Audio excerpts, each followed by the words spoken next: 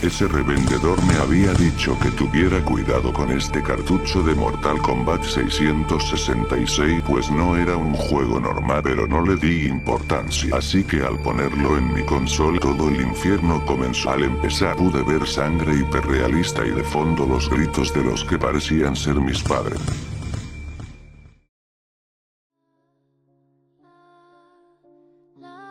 La Llorona, la mujer de la boca cortada, el Wendigo, el Silbón. Estos son solo algunos ejemplos de historias de terror contadas en distintos países, incluso siendo consideradas como algo cultural. Con la llegada de internet, este tipo de historias se viralizaron en mayor medida gracias a la gran facilidad de difusión. Foros tales como 4chan y Reddit fueron cunas para los inicios de historias de terror que, más tarde, se convertirán en las famosas creepypastas, basadas en historias como las que mencioné anteriormente, y las cuales se viralizaron más gracias a la llegada de YouTube. Pero no nos adelantemos. El día de hoy ahondaremos en toda esta historia relacionada al inicio, la travesía y la actualidad de las creepypastas. Así que, sin nada más que agregar, les doy la bienvenida a mi canal. Mi nombre es Mav y veamos el terror de internet, las creepypastas. Comencemos. Sin duda alguna, las historias de terror han sido fundamentales en la cultura popular para infundir miedo sobre ciertas situaciones. Por ejemplo, aquellas en donde te dejaban muy en claro que salir de noche solo era muy peligroso. En este video no se viene a poner en duda las creencias respecto a la veracidad de las historias de terror en cada país. Más bien, veremos el cómo este tipo de historias que comenzaron contándose de boca en boca por vecinos, conocidos, familiares y amigos, evolucionaron a tal grado de contarse por medio de internet. Nuestro viaje comienza a inicios de los 90s. Los correos electrónicos eran muy utilizados como un medio de mensajería precursor a las redes sociales, además de ocuparse como, claramente, herramienta vital de trabajo. Por este medio se podía compartir información de manera muy eficaz a diferentes partes del mundo, sin embargo, también se podían realizar bromas o desinformar a la gente. Y aquí es donde entra lo que yo denominaría como el inicio de las creepypastas, siendo los textos que se copiaban y pegaban con el fin de asustar a aquellos primerizos de internet, en donde se te mostraba una historia tétrica que terminaba en algo similar a si no compartes esto, te pasará lo mismo esta noche, o si no compartes esto, tendrás 10 años de mala suerte, etc. A esto se le llama cadena de texto, las cuales se comparten entre amigos, conocidos o incluso correos electrónicos aleatorios con el fin de evitar una supuesta maldición. Aunque seguramente si no recibiste un correo de estos, lo tuviste por medio de redes sociales como Facebook, en donde se popularizó aún más el envío de las cadenas, aunque algunas no son cadenas malditas, algunas tienen una versión alegre, las típicas que son compartidas por gente mayor en donde te desean una bendición por el resto del año o algo muy religioso. Con la etapa de los correos electrónicos de terror pasando, a la par, en los foros de discusión de internet se vivió el surgimiento de las primeras creepypastas con la estructura conocida actualmente. En estos foros se compartían historias que trataban de aparentar ser reales, logrando asustar a más de uno, muchas veces acompañadas de fotografías o sitios web supuestamente malditos. Realmente hablar sobre la primera creepypasta es un poco complicado, ya que no se puede designar a una historia como la primera, pero la más popular con este título es Ted the Caver, publicada en 2001. Esta es una historia de dos personas que se adentran a una cueva en la cual, entre más profundo entran, más cosas raras van ocurriendo, a tal punto de que van perdiendo su cordura poco a poco. En cierto punto, el creador Ted deja de informar sobre sus hallazgos, desapareciendo junto con otro compañero. Como dije, no hay ninguna historia que se pueda llevar el título oficial de la primera creepypasta debido a que a lo largo de la historia se han borrado cosas de internet. Sin embargo, esa es la que la gente ha denominado como la primera entre todas. Aunque nos saltamos un pequeño detalle. ¿Cómo sabemos qué es una creepypasta? ¿Qué se puede definir como una creepypasta? Bueno, la palabra creepypasta viene de la frase copy-paste, que básicamente es copiar y pegar. Entonces, con esa definición se puede decir que una creepypasta es una historia que se copia y pega. Además de esto, son historias regularmente cortas. Pero aquí viene lo curioso, no siempre las creepypastas son textos. A veces solo vienen en formato de imágenes que dicen estar encantadas o malditas, o a veces son videos que siempre dicen ser sacados de la Deep Web. Entonces, ¿qué son en realidad? ¿Cómo podemos definirlas? Pues en mi opinión, una creepypasta se puede definir de la siguiente forma. Una historia corta de terror ficticia que se comparte copiando y pegando a través de redes sociales o foros de internet, tratando de parecer lo más realista posible. A veces, siendo solamente una imagen o un video en donde no necesariamente debe de haber texto o diálogo, siendo la gente que lo propaga los encargados de crear su historia de trasfondo. En base a esta amplia definición es cuando podemos ramificar los tipos de creepypastas, las cuales podemos decir que son, de manera general, las creepypastas de terror psicológico, en las cuales podemos encontrar historias como los textos e imágenes malditas que simplemente hacen que el lector genere un gran miedo por lo que ocurrirá en su vida. Las creepypastas conspiranoicas, en las cuales generalmente se habla de algún proyecto del gobierno. Las creepypastas de internet, en las cuales podemos encontrar aquellas arraigadas a páginas malditas o niveles del internet peligrosos. También tenemos a las creepypastas de los videojuegos, en las cuales encontramos las típicas historias de cartuchos malditos y juegos perdidos. Y, por supuesto, las creepypastas de cosas perdidas, como lo son los capítulos perdidos de alguna serie de televisión, la verdadera historia de cierto programa, etc. De entre tantas creepypastas hay algunas más rescatables que otras, por su manera de difusión, por lo que ha hecho la comunidad para traerlas al mundo del entretenimiento como videojuegos o series y animaciones, su historia, etc. Entre todas las que hay en la web, las que considero yo las más destacadas son las siguientes. Slenderman. Esta creepypasta inició como una imagen editada, pero que, al volverse viral, todos hicieron sus teorías sobre ella y crearon historias ficticias de origen, siendo esta la más conocida y la que creó el boom en internet de las creepypastas. Ben Drowned.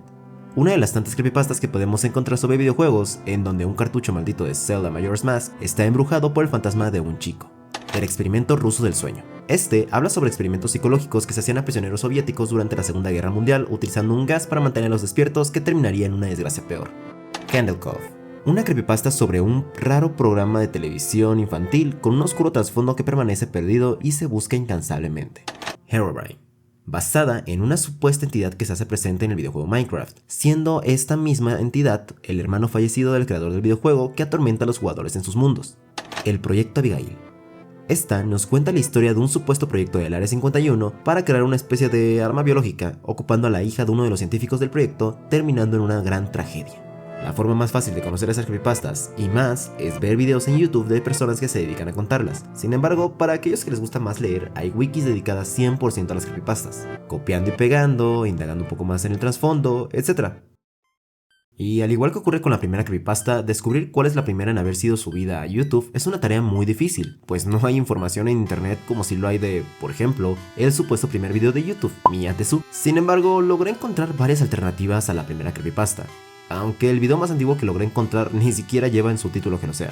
Titulado Historias de terror con Loquendo 1, la historia de Lorena, fue subido por el usuario del Arcángel de la Muerte el 4 de agosto de 2008.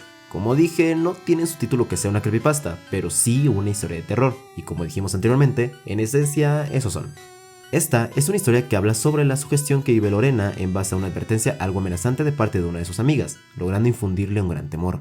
El trayecto hacia casa lo hizo con una psicosis total. Toda la gente parecía querer traspasarle con la mirada, pero ella sabía que era pura sugestión, de modo que el miedo que... Esta es la más antigua, sin embargo, la que yo encontré más antigua con el título de creepypasta tal cual es el video titulado Creepypasta Espectro Maligno de la Ouija, subido por el usuario Skullcode el 26 de diciembre de 2009, siendo una anécdota de un grupo de amigos que juegan la Ouija, terminando en tragedia, como la mayoría de creepypastas, y con la bisabuela fallecida del protagonista apareciendo.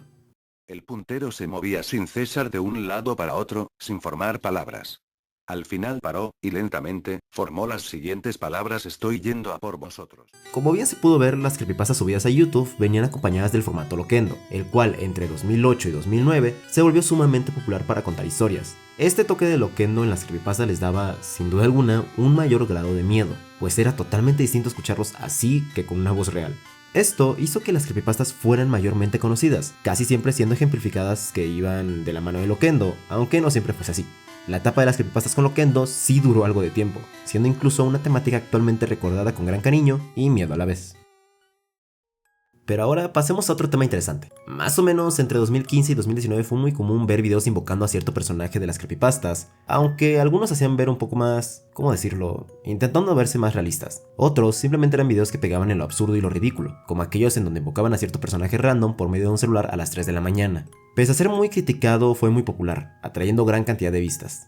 Igualmente, gracias a la popularidad de las creepypastas en internet, se comenzaron a hacer videojuegos basados en estas, siendo los de Slenderman los más conocidos. Además, se intentaron hacer adaptaciones cinematográficas de las historias, tanto en series como en películas, siendo la gran mayoría abandonadas en el proceso.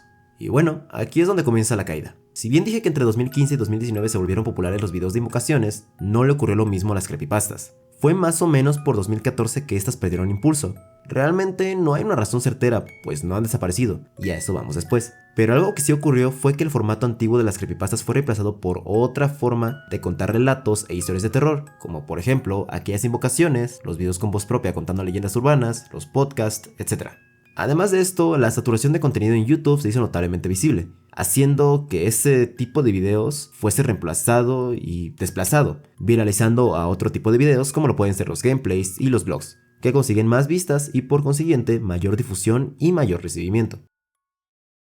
Ahora bien, como mencioné anteriormente, las creepypastas no han desaparecido, más bien el formato en el que se contaban anteriormente se ha perdido un poco entre tantos videos y se ha transformado en otras formas de contar historias. como lo son actualmente los ARGs, los espacios liminales, los backrooms, los relatos de Reddit, etc. Aunque aquí surge una duda respecto al contenido que mencioné.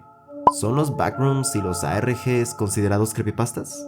Bueno, veamos un poco de lo que son. Los ARGs, o juegos de realidad alterna, son historias que rompen la cuarta pared, generalmente contadas por foros, series de videos o redes sociales. Por ejemplo, Petscope, una serie de videos en gameplay de una persona que comparte un videojuego que jamás fue lanzado, pero que por alguna razón posee una copia. O el catálogo Mandela, una serie de YouTube hecha con varios videos en donde se muestra cómo en otra realidad suceden ciertas cosas extrañas que poco a poco se van describiendo, además de que juntos hacen una historia. Mientras tanto, los backrooms son laberintos basados en imágenes de espacios liminales, lugares que generan incomodidad al estar mayormente vacíos de vida, pero que, a la vez, parece que hay alguien, generando nerviosismo. Estos se encuentran dispersos en lo que parece ser un bucle infinito, donde, según el nivel en el que te encuentres, puede que sea un lugar cómodo, lleno de peligros o incluso lindo. Para verificar si son o no creepypastas necesitamos volver a la definición que di. Son historias de terror, aunque no son cortas. No se comparten copiando y pegando, pero la gente sí se encarga de propagarlo. El realismo a veces escapa, pero siempre se trata de mantener.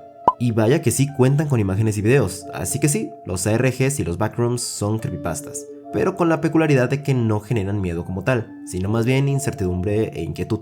Estos, pues entonces, son las creepypastas que actualmente gobiernan el internet, evolucionando y dejando atrás lo que anteriormente eran, logrando ir más allá de un simple texto hasta una historia más completa, y que puede ser complementada con elementos externos al creador como lo son los que pueden aportar a aquellas personas que siguen sus historias. Claramente hay personas que aún no superan las creepypastas antiguas, incluso algunos siguen compartiendo cadenas de texto supuestamente malditas, pero es obvio que hoy en día, con el gran avance tecnológico que hay, la gente no se creerá tales cosas, o al menos no la mayoría. Mientras tanto, hay canales en YouTube que día con día tratan de crear nuevas creepypastas en el formato Loquendo, ya con mejor edición que antes, claro está. Aunado a las actuales ARGs y la comunidad activa de los backrooms, parece que las creepypastas no morirán por el momento, y al contrario de lo que la gente piensa, están activas. No más que antes, pero lo están, transformándose día con día. ¿Pero realmente este formato tiene futuro? Sin duda alguna. Como hemos visto en este video, las historias de terror han evolucionado y pasaron de simples leyendas urbanas contadas de boca en boca hasta videos complejos con misterios encriptados. Así que sea lo que sea que se venga para las historias de terror, sabemos que será algo bueno y novedoso, claro está, como la comunidad ha sabido hacer. Lo que pasa a continuación dependerá de lo que la gente piense que le dará miedo a las generaciones futuras, como, no lo sé, por ejemplo, la implementación de la inteligencia artificial, pues antes le tienen miedo a lo desconocido, pero ahora se le tiene más miedo a lo que conocemos y a sus implicaciones en la vida cotidiana. Esto es solo un ejemplo, claro está.